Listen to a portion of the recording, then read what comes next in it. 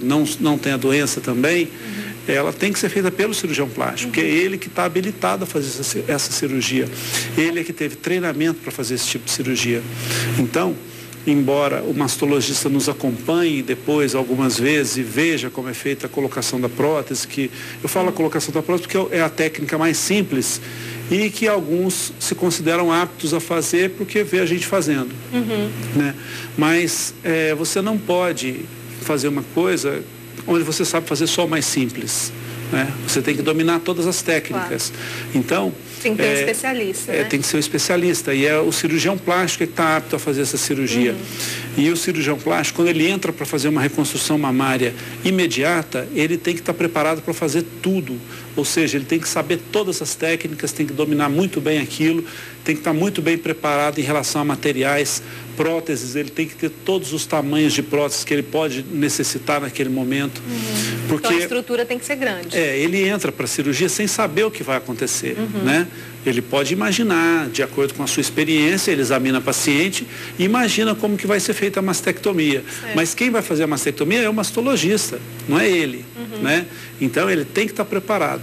Mas quem faz esse tipo de cirurgia geralmente está preparado, porque está acostumado a enfrentar isso aí todos os dias, né? Essas dificuldades, que é uma cirurgia muito difícil.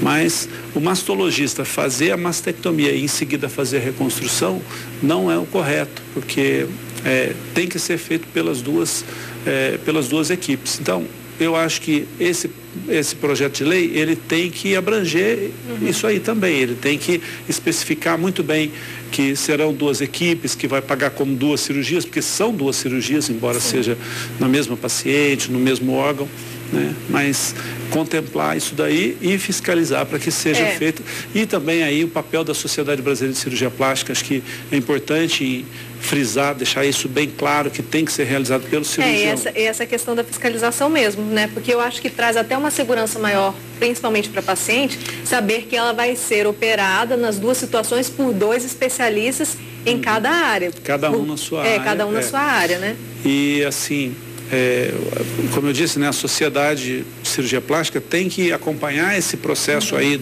da aprovação do projeto, a elaboração da lei, tudinho, para a gente ficar seguro em relação a isso, né? Agora, essa questão que o senhor falou da paciente estar preparada para isso, né? É uma cirurgia como essa, de retirada da mama, com mastologistas, também com o cirurgião plástico para colocar a mama. Duraria mais ou menos, em média, quanto tempo? Isso varia bastante, depende da técnica que vai ser utilizada, né? Se for colocação de prótese, é mais rápido. Agora, se for já utilizar o retalho abdominal, você pode demorar assim bem mais. E depende também da habilidade do cirurgião, do tempo que ele demora para operar. Sim, mas aí a paciente teria que ficar um certo tempo no centro cirúrgico, ou seja, todo um cuidado, né? Assim, em média, é uma cirurgia que, eu vou falar da reconstrução só, né? Dura aí em torno de 1h30, quando é colocação de prótese, até 4, 5 horas, quando é uma cirurgia mais complexa. Certo. Né? E, então, é uma cirurgia complicada porque vão ter os dois, né? Como é que seria, então, os critérios? Quais seriam os critérios para avaliar se aquela mulher realmente ela pode passar por se enquadrar nessa questão da lei, né, que obriga, ou seja, mas se ela pode realmente se submeter a tantas horas de cirurgia? Isso aí é o mastologista que vai fazer essa primeira indicação. Porque se o mastologista não indicar a reconstrução, a paciente nem chega para a gente, né?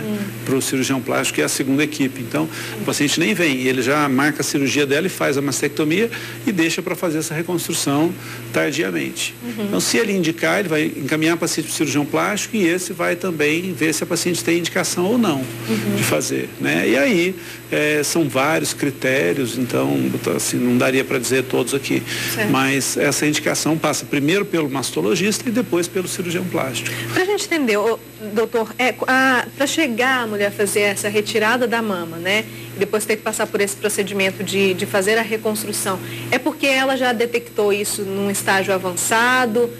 Qual é a porcentagem, assim, de mulheres que têm que se submeter a essa cirurgia de retirada e fazer a reconstrução também? Não, porque está adiantado não. Pelo contrário, se a paciente Não, hoje em dia, assim, em qualquer caso, ela pode ter indicação. Mesmo um caso avançado, você não, assim, você só contraindicaria a reconstrução se a reconstrução atrapalhasse o tratamento, né? Porque assim, se a reconstrução, obviamente, vai demandar mais tempo de sala, cirurgia, vai demandar mais tempo de internação, né?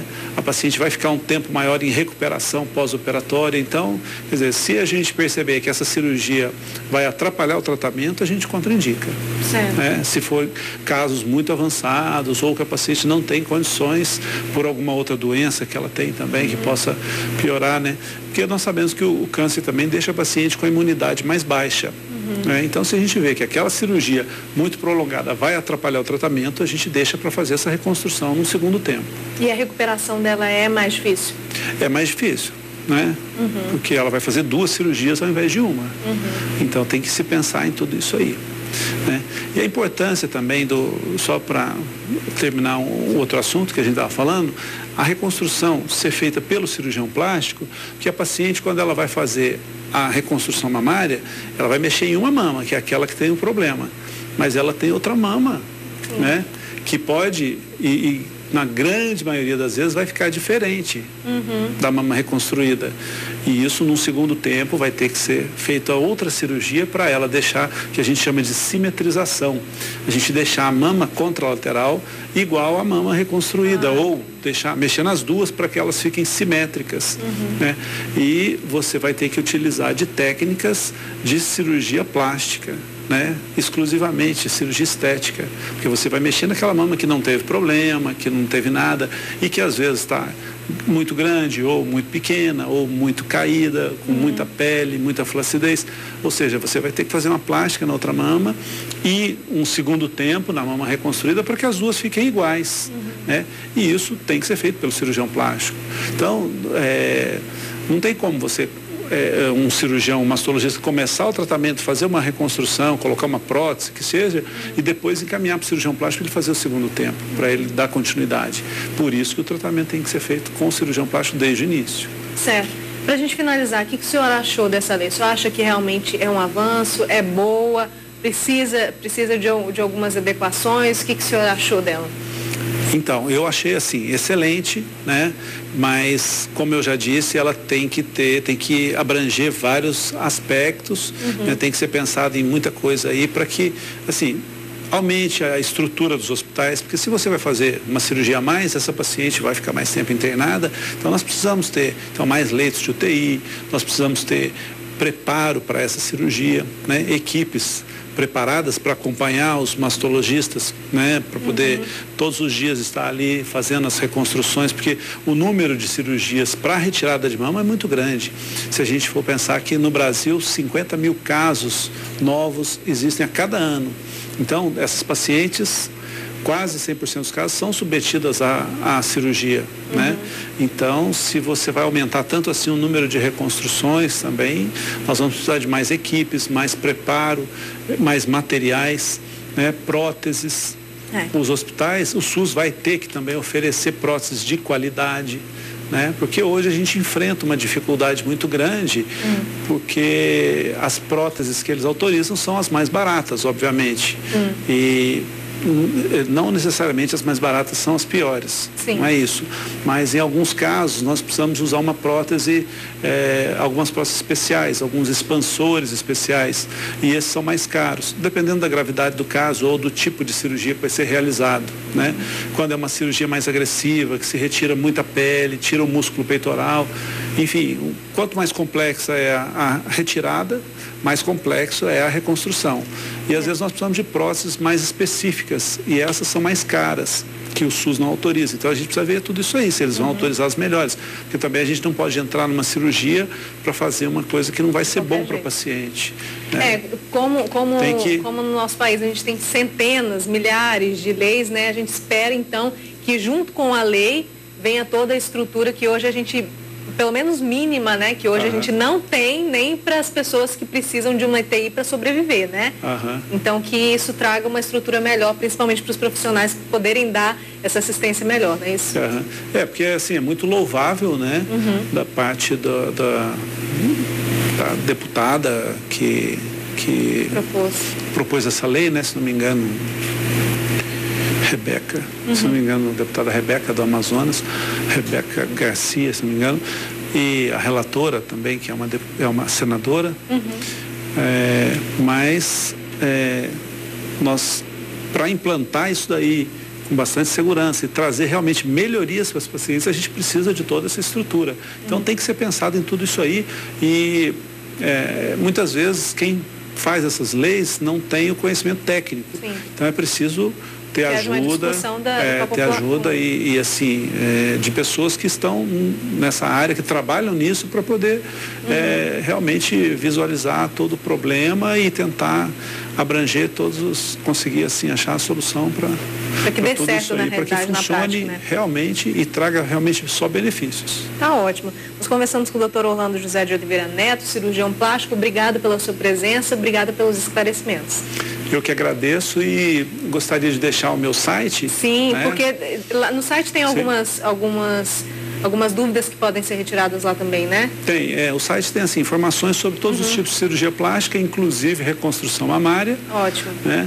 E também aí tem um canal para perguntas. Se alguém quiser fazer perguntas lá, a gente responde. Ótimo. Não instantaneamente, né? Não assim. Claro. Mas dentro Mas é interessante possível. A pessoa que vai se submeter a uma situação como essa tirar essas dúvidas antes. Né? Não, então é muito importante quem vai ser submetido à cirurgia estudar bastante isso aí, pesquisar, com né? certeza. Falar com alguém que entende, pesquisar bastante e assim, se informar bastante para poder enfrentar todo esse, né? com bastante conhecimento. Qual é o site? www.orlandoneto.com.br. Tá ótimo, www.orlandoneto.com.br. Obrigada, doutor, pela presença, viu? Eu que agradeço. A gente vai para um rápido intervalo, daqui a pouquinho a gente volta. Não saia daí, até já.